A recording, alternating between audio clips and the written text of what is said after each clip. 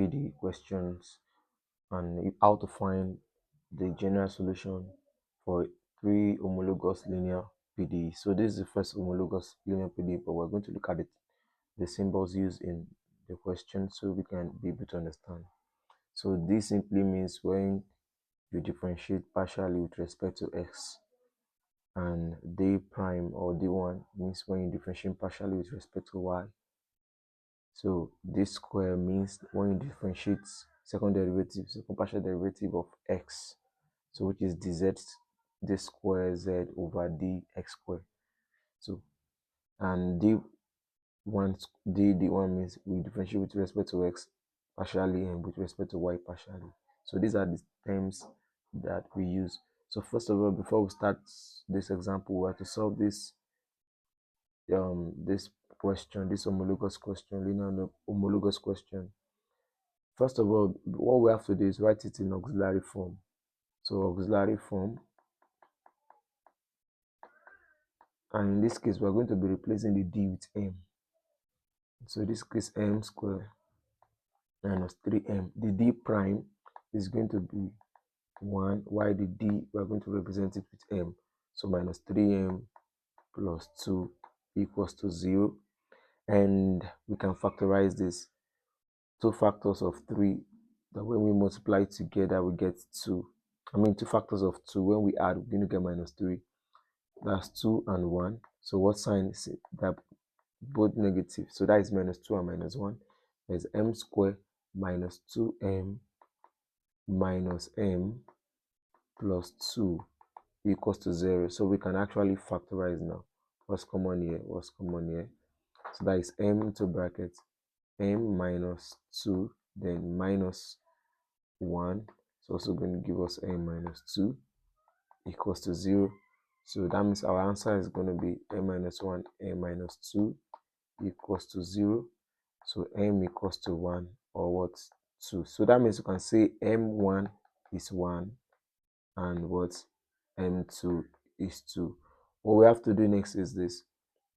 The general formula is our z is going to be phi 1, then y plus m1x plus phi 2, or some use f1. So y plus m2x. In this case, phi 1 and phi 2 are arbitrary function. So what is our y? This is our m1 and m2. So that is phi 1 equals to y plus m1 is what? 1. That is 1x. It's still the same thing as x.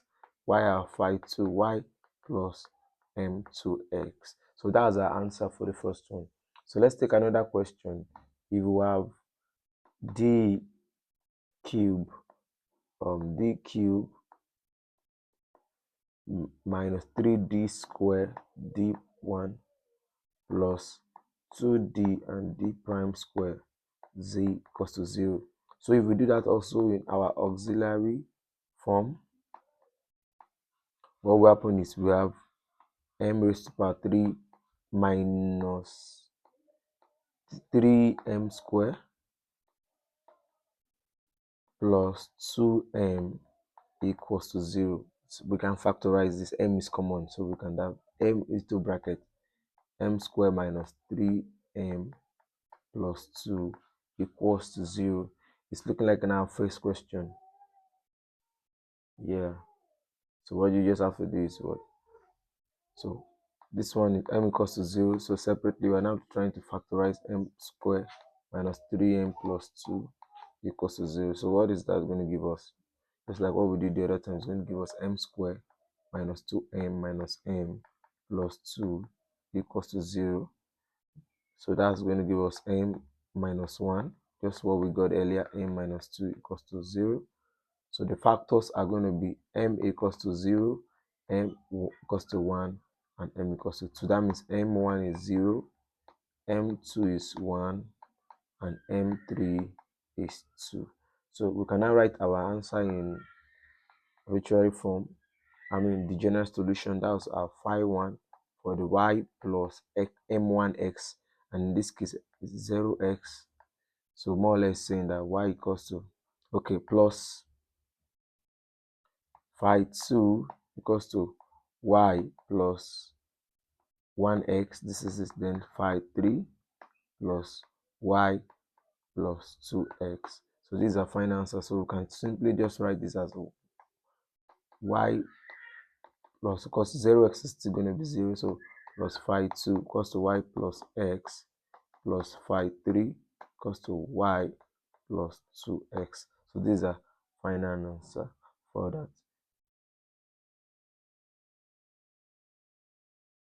So the next one is going to be when we have d raised to power 4 minus, okay, there's a question I need to also explain. What about when you have something like this, d square plus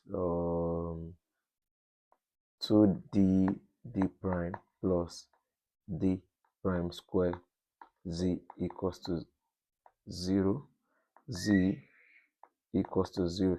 So in our auxiliary form, we know it's going to be, now this is m squared plus 2m plus 1 equals to 0.